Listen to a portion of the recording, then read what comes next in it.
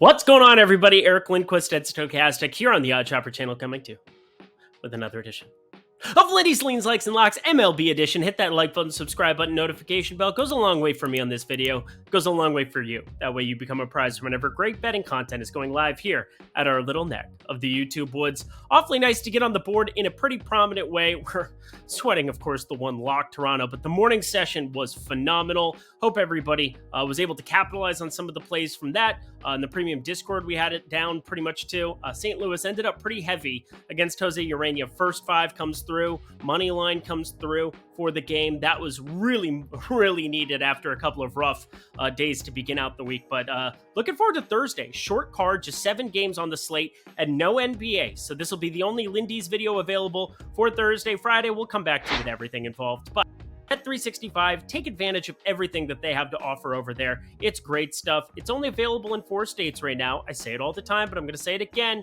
New Jersey, Ohio, Virginia, Colorado. There we go. That was more geographically accurate going across. I want to let you guys all know you can sign up in the video description box below just by betting $1 on anything at Bet365. When you deposit $10 or more, get yourself $200 in bet credits instantly. And if you have a gambling problem, please call 1-800-GAMBLER. It's only for 21 and over. All right, y'all. 7 games. Gonna fly through this one. Kind of needed on my part. A little day of reprieve. Let's get to the picks. Our day begins with kindergarten, learning our A's and O's. And while A's come before O's in the alphabet, that is not the case in Major League Baseball. But here are your starters: Adam Oller for Oakland, and a revenge spot for Baltimore's Cole Irvin against his former team. That's what revenge spot means. But starting with Oller, he does not make me holler. A 485 expected slugging, a 366 xWOBA in 2022, and a 5.82 expected ERA, one of the worst numbers in baseball. It does not get worse than that. Like, it quite literally does not get worse than that. Bottom second percentile in both categories last season. Oh, did I mention a 13.6% K rate and an Orioles team that gets the afternoon bump? And oh, by the way, it's 87 degrees projected here at first pitch on April freaking 13th. Not good for Oller.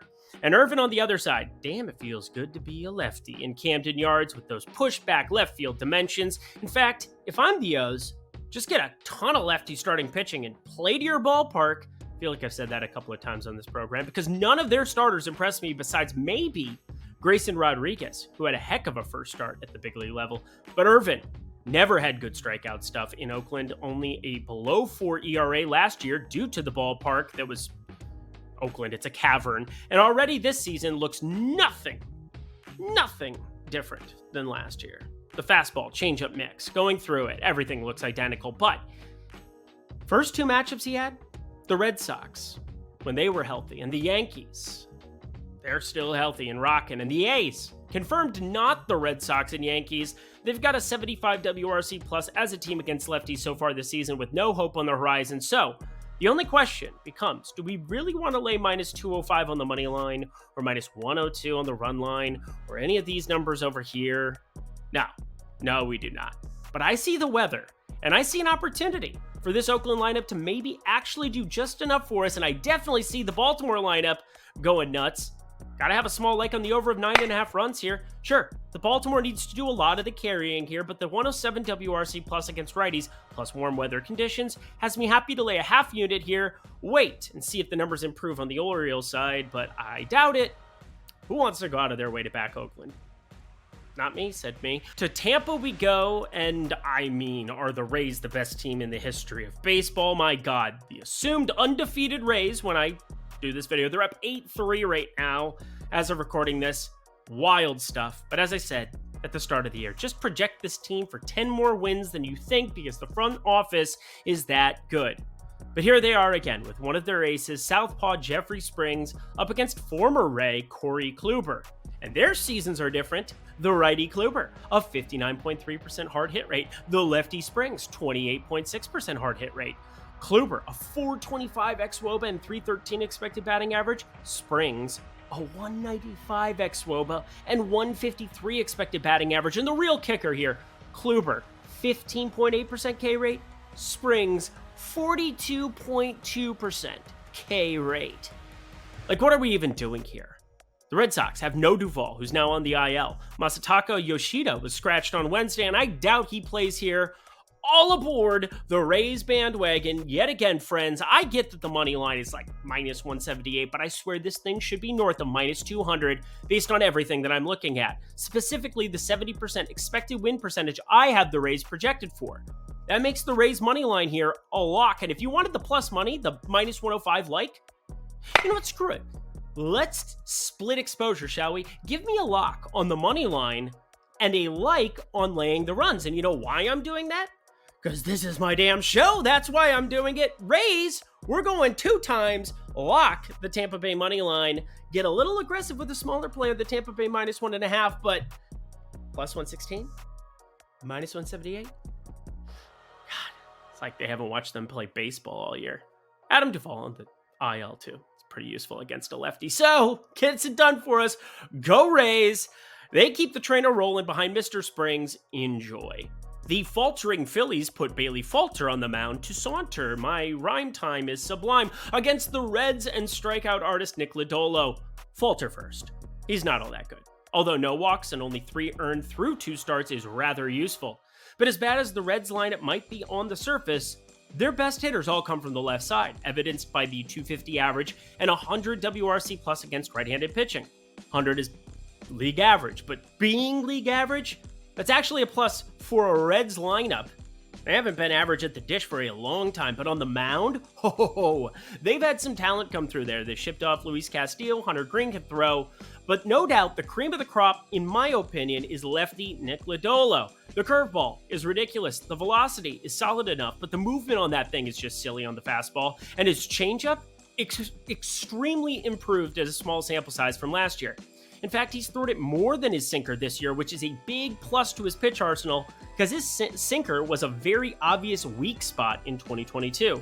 And now, he's a complete pitcher. It's just 2 starts, but 21 Ks and only 2 earned in 12 innings? I am giddy with excitement over my NL Cy Young dark horse and having that ticket, and I'm going to continue riding the wave here. Riding the wave, that was fun. And because of the quality of this Phillies lineup, we're getting a rather nice discount. Just like we did when we bet him. And then he he lit them up against the Phillies. But then the bullpen gave up his win, and I was sad. That's why we're going to lean a teeny tiny bit more juice and go to the first 5. Yes, haven't thrown a first 5 out there on this program yet. Had one in the premium Discord today with St. Louis. That was fun. Incorporating some different things here. We got a lock combination. We have a Cincy first 5. I'm feeling frisky. I'm feeling kind of naughty, frisky naughty. I'm never going to do that again. I'm sorry. Cincinnati first 5 money line. There we go. I'm a professional. And we're heading to Yankee Stadium for my Minnesota Twins in a very, very, very, very tough spot going up against the Yankees here. But at least they got Joe Ryan on the mound. He's been awesome through 2 starts, 6 Ks, 10 Ks in his first 2 outings, 12 strong innings. Although giving up a couple earned runs, 4 to Houston, but giving up runs to Houston, not a big deal. Going to be pretty equivalent here going up against the Yankees, but I think the Yankees, looking at a strict out bullpen game, Michael King going to be starting for them. That's a reliever. You have to basically just break down the Yankees bullpen, which definitely has some pieces up and down. Now, Johnny Brito, I'm a little surprised that he's not going to be getting any kind of a start here. He had been starting for them.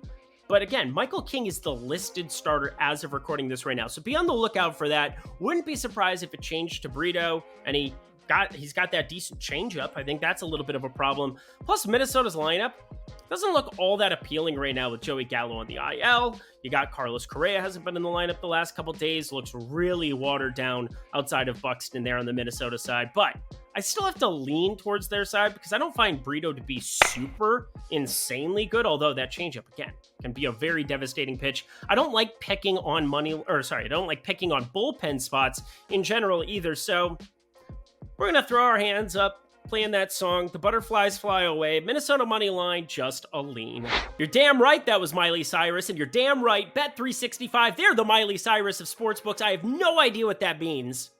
No idea. All I know is that this is an unbelievable deal. I don't think Miley Cyrus is like a deal. Again, she seems like a lovely lady. She's got a very deep voice. She's very good at what she does. I have a higher voice, which... whatever. Bet365, everybody. Colorado, New Jersey, Ohio, Virginia. Look at those 4 states. You can get yourself $200 in bonus bets just by signing up in the link below, depositing $10 and betting $1 measly on anything. Doesn't matter what it is. I don't even care. Get yourself $200 in bonus bets because that's the whole goal. So click on the link below, deposit $10 or more, bet $1, get $200 in bonus bets, and fire it up in the afternoon window of MLB or the morning window. Again, whenever that bet goes live, you're going to get those $200 in bonus bets. It's only if you're 21 and over. And if you have a gambling problem, please call 1-800-GAMBLER. All right, now I'm paranoid about my voice. I want a deeper voice. I'm going to work on that. Yeah. Whatever. I really think Miley Cyrus is cool. Either way, we continue on our merry way. 3 more games to go. Let's get to the picks. You grab the Turnbull by the horns here. It's Spencer Turnbull of the Detroit Tigers. That wasn't even funny in any way, shape, or form. Going up against Chris Bassett, who has somehow, some way, been worse than Spencer Turnbull this year. I mean, this is a guy who had major stuff back in his Oakland days, and it just hasn't really come to fruition in a meaningful way here in Toronto. And I don't know all of the different problems. All I know is that this is bad this year. This is very bad. 11.1% K rate so far. Velocity's down a little touch. The ball's coming off of opposing bats a lot hotter. And last year's 3.42 ERA looks like a distant memory, considering 10.61 ERA now through 2 starts. But again, it's 2 starts. 1 was really bad. 11 earned runs, 5 homers. I mean, what are we doing here? It's not very good to look at. But Spencer Turnbull, to everything, turn, unless it's Turnbull, in which case just run far away. Nothing about his pitch arsenal looks all that good. In his first 2 starts, 12 earned runs. Now he's facing Toronto in Toronto. This is not good for him. I'm going to be leaning Toronto minus 1.5. Currently, that's the best projection here. Might be looking at an over of 9 too, because again, these pitchers have not been good. But I do think Detroit's lineup is just going to continue to be downright miserable all season long. They currently have a 62 WRC plus against right-handed pitching, just a 206 average, and a .092 ISO. Do you know how absurd that is? That's why I'm leaning Toronto minus 1.5. But Bassett doesn't give me the warm fuzzies. This whole game feels a little bit forced. So I'm just leaning. Probably not going to be betting it. We continue on. Funny how this works out. We had 15 games going on Wednesday. Just 1 lock there.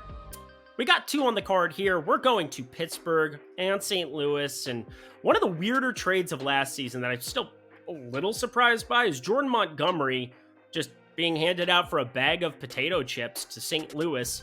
St. Louis was looking for a decent starter, and they might have their number 1 based on what we've seen from Jack Flaherty and Miles Michaelis. But Jordan Montgomery, really good through 2 starts. The southpaw, 12 innings pitched, a lot of ground balls being induced, almost average to his fly ball rate, which is great for him. And then 12 strikeouts, 9 in that last outing against Milwaukee, which makes sense. Milwaukee, I think they're going to K a lot against lefties this entire season. He gets a Pittsburgh team that I also think is going to be downright horrible against left-handed pitching. Look at their projected lineup every single day. You have to take Ji-Man Choi out sometimes. Connor Joe isn't even like a participant in the baseball department. Carlos Santana's kind of washed at this point, although he had signs of an emergence with Seattle. Ryan Reynolds and Andrew McCutchen, really the only 2 bats I feel like you're facing from the right side that are anywhat worrisome. So, I don't know. Jordan Montgomery set up in a really good spot. And for Pittsburgh, I don't know what to make of this, but Vince Velasquez on the mound for them. He's appeared in his last 2. He ended up being moved he was going to be put on the IL, then he wasn't because the left ankle ended up returning an x-ray that was negative, and now he's going to just be starting this game. He did not look good in his first 2 outings, that's for darn sure. In Cincinnati, you can kind of come up with reasons that wouldn't go well. Difficult ballpark, although only 3 earned runs in that one. Gave up 5 earned to the White Sox next time out. His velocity is no longer what it once was in his Phillies days. I don't find him to be all that appealing of an option to be backing in any way, shape, or form. And I think the Cardinals, we're starting to see it. Brendan Donovan, we're starting to see it with Nolan Gorman. We're starting to see it with, out of nowhere, Alec Burleson. Lots of lefties in the St. Louis lineup that weren't there before. Jordan Walker, Paul Goldschmidt, Nolan Arenado going yard, taking care of business against Jose Urena in Colorado. Sure, going back to St. Louis, not as good of a ballpark for them, but I don't see any way that we should be getting minus 110 standard juice on -1.5 here. So there you go. Lock number 2. This should be -130 or north of that. And that is good enough, my friends, to lock Central this one. St. Louis, -1.5, the better lineup, the way better pitcher. They're just going to get it done for us. Easy game. Last game of the night. Let's get to it. And the nightcap, the only game really going in the late night window. We have Milwaukee visiting San Diego. Nick Martinez on the mound for San Diego. He's the only confirmed starter that we have. Milwaukee, I'm assuming they're going to do something bullpenish, whether it's Bryce Wilson getting the start, something of that nature, but nobody announced as of right now. Be on the lookout, be paying attention. I think it's got to be Bryce Wilson because he's the one guy who is listed at the one book, but again, it's what the book has, and there's no action if it's not the correct pitcher. So these numbers might change a little bit based on who Milwaukee officially throws out there. I think the book's going to be assuming that it's Bryce Wilson here, though, and he's just going to be out there for a bullpen situation. Milwaukee has some decent arms there, but generally it's when they're ahead in games that you run into the Josh Haders of the world in the closing lineups. You run into, it's going to be Peter, I don't know how to pronounce his last name, Strzelecki. It's not my forte. Matt Bush, he's in that pen too. Can't believe he's still out there. Former number one pick, Matt Bush. I love going through bullpens once in a while and kind of finding these guys that it's like, oh, he's there? Well, we'll see if the velocity got back there. But so far this season, 30% hard hit rate, 282 expected slugging. He might have to eat a couple of innings, actually. That's actually a good shout out by me. But San Diego on the other side, Nick Martinez, the hard hit has been exceptional. Ground ball rate up. Everything looking good besides everything else besides those two talking points. A 297 expected batting average, 544 expected slugging, and then a 13.5% walk rate and 17.3% K rate. Said it last year, I think he's pretty unenthusiastic as a 32-year-old former Major League pitcher, went overseas, came back over. We have a major gap of 5 years in sample size there when he was pitching in Japan. Last year found ways to be serviceable. I think a lot of that has to do with the ballpark, but so far this year, going to continue to give up barrels. Again, 5 barrels through 202 pitches. That's a 13.9% barrel rate. That's very, very high. So Nick Martinez, not feeling super enthusiastic about him. And I think these Milwaukee arms that you're looking at, other than the pen, other than the really good part of the pen, I think you're pretty gettable for some of these long relievers. Look at what Junk did today against Arizona. So I think over 8.5 if I did anything, but I would like to get a confirmed starter before I start dipping my toes into that pool. So 8.5, going to be a lean to close out our evening. Sorry, gave you 2 locks though. That's cool stuff. And that does it for another edition of Lindy's Leans, Likes, and Locks. Head to that comment section below. Let me know your favorite plays for Thursday slate. I'm always looking, always watching. Always like to see what you guys have to say. Usually it's nice. I appreciate all of you. Bet365, don't forget to check that out if you're in Colorado, New Jersey, Ohio, Virginia. Great stuff. Bet $1, get $200 in bet credits. And if you have a gambling problem, please call 1-800-GAMBLER. Alrighty, y'all, huge slate coming up for Friday, but Thursday, it's in the books now. Until next time, I'm Eric Lindquist. Best of luck in the MLB streets then.